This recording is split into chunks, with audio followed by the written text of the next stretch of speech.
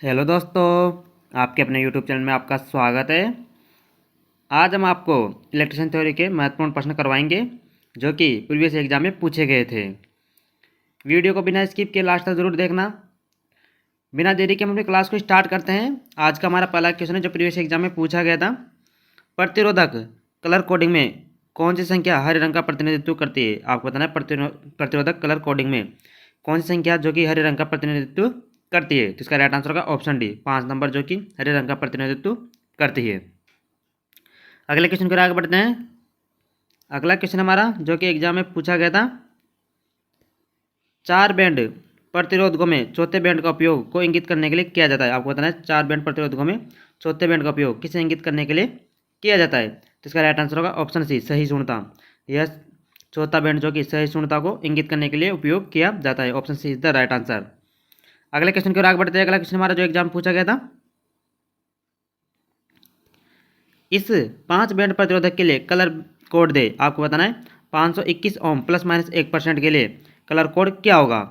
आपको बताना है 521 ओम प्लस माइनस 1% के लिए कलर कोड क्या होगा। तो इसका राइट आंसर का ऑप्शन डी, हरा लाल भूरा काला तथा भूरा का प्रतिरोधक कोड जो कि 521 ओम प्लस माइनस 1% होता है।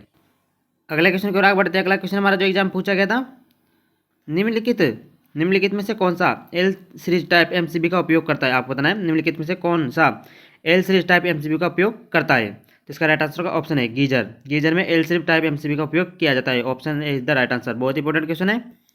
अगला क्वेश्चन हमारा जो एग्जाम में पूछा गया था, यदि चालक की लंबाई बढ़ा दी जाए तो प्रतिरोध के मान पर क्या प्रभाव पड़ेगा। आपको बताना है यदि चालक की लंबाई बढ़ा दी जाए तो प्रतिरोध के मान पर क्या प्रभाव पड़ेगा। तो इसका राइट आंसर होगा ऑप्शन बी, प्रतिरोध का मान भी बढ़ेगा, क्योंकि आर बराबर होता है रो इंटू एल अपॉन ए होता है। तो यह लंबाई के सीधा समानुपाती होता है। तो लंबाई का मान बढ़ेगा तो प्रतिरोध का मान भी बढ़ेगा। अगले क्वेश्चन के आगे बढ़ते हैं। अगला क्वेश्चन हमारा जो एग्जाम में पूछा गया था,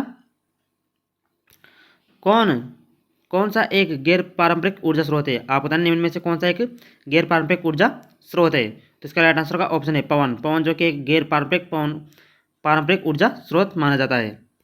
अगले क्वेश्चन के आगे बढ़ते हैं। अगला क्वेश्चन हमारा जो एग्जाम में पूछा गया था, स्टीम पावर स्टेशन में बॉयलर का मुख्य उद्देश्य क्या है। आपको बताना स्टीम पावर स्टेशन में बॉयलर का मुख्य उद्देश्य क्या होता है। तो इसका राइट आंसर का ऑप्शन सी, पानी को भाप में परिवर्तित करने का मुख्य उद्देश्य होता है बॉयलर का। Option C is the right answer.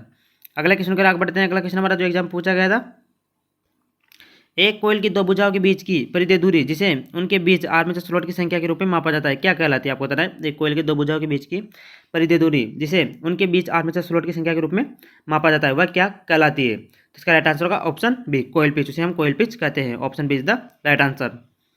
अगले क्वेश्चन के आगे बढ़ते हैं। अगला क्वेश्चन हमारा जो एग्जाम पूछा गया था,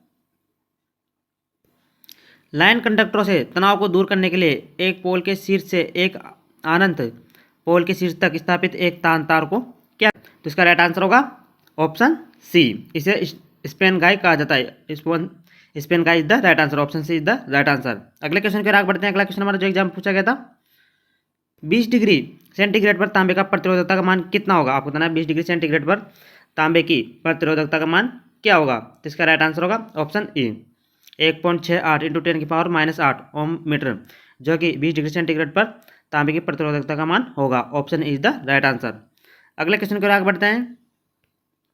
अगला क्वेश्चन हमारा, एनपीएन ट्रांजिस्टर में कितने जंक्शन होते हैं। आपको बताना है एनपीएन ट्रांजिस्टर में कितने जंक्शन होते हैं। तो इसका राइट आंसर होगा ऑप्शन बी, 2। एनपीएन ट्रांजिस्टर में 2 जंक्शन होते हैं। Option B is the right answer. अगले क्वेश्चन के आगे बढ़ते हैं। अगला क्वेश्चन हमारा, और गेट के समीकरण किसके द्वारा दिया गया। आपको बताना है और गेट का समीकरण किसके द्वारा दिया गया था। तो इसका राइट आंसर होगा ऑप्शन बी, वाई बराबर ए प्लस बी। वाई बराबर ए प्लस बी और गेट में होता है। अगले क्वेश्चन के आगे बढ़ते हैं। अगला क्वेश्चन हमारा, हेयर ड्रायर में शोर का क्या कारण है। आपको बताना निम्नलिखित में से हेयर ड्रायर के शोर का मुख्य कारण क्या है। तो इसका राइट आंसर का ऑप्शन है विकल्पों में सभी, अनुचित माउंटिंग, इम्प्लेयर की अनुचित फिटिंग, विकृत इम्प्लेयर और ब्लोअर कंपोनेंट में ढीले पुर्जे, ये सब हेयर ड्रायर में शोर का मुख्य कारण होते हैं।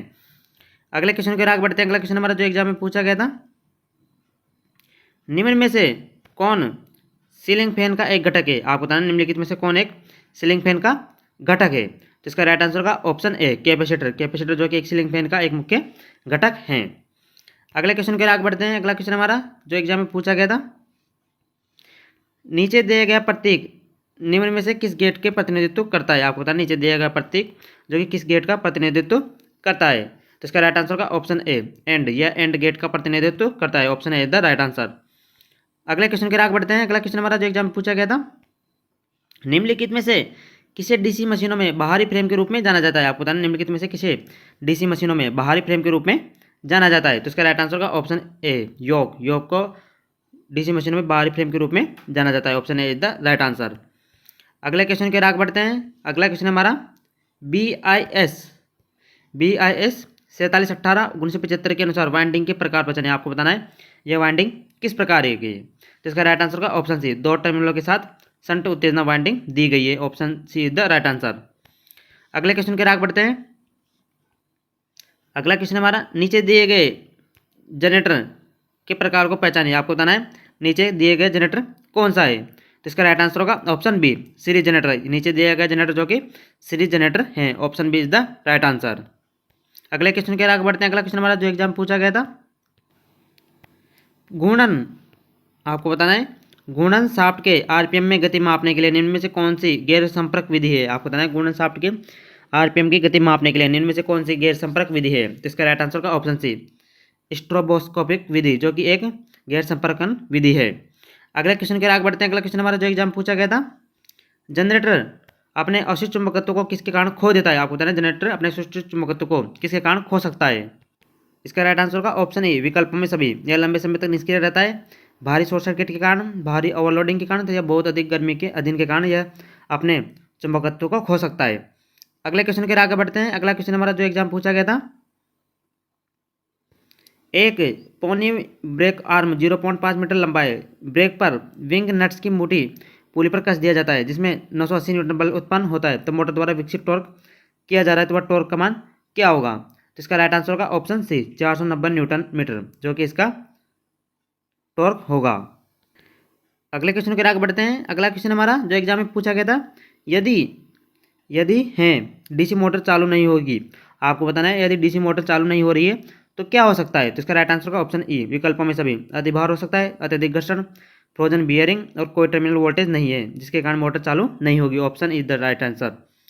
अगले क्वेश्चन के आगे बढ़ते हैं। अगला क्वेश्चन हमारा जो एग्जाम में पूछा गया था, जोंगिंग या इंचिंग कंट्रोल को में शामिल किया गया जाए। आपको बताना है जोंगिंग या इंचिंग कंट्रोल को किस में शामिल किया गया है? तो इसका राइट आंसर का option E, length machine control में, मिलिंग मशीन कंट्रोल में, कागज काटने की मशीनों में तथा ग्राइंडिंग मशीन कंट्रोल में जोंगिंग या इंचिंग कंट्रोल का शामिल किया गया है। तो इसका राइट आंसर का ऑप्शन ए। अगले क्वेश्चन के आगे बढ़ते हैं। अगला क्वेश्चन हमारा जो एग्जाम में पूछा गया था, BIS के अनुसार इस प्रतीक का सिंबल बताइए। आपको बताना है यह सिंबल दिया गया है, यह किसका सिंबल है? तो इसका राइट आंसर होगा ऑप्शन बी, यह आइसोलेटर का सिंबल है। Option B is the right answer. इसी के साथ आज की वीडियो हमारी यही समाप्त होती है। यदि आपको क्वेश्चन अच्छे लगे हो और वीडियो अच्छी लगी हो तो हमारे चैनल को सब्सक्राइब जरूर करें और बेल आइकन को जरूर दबाएं।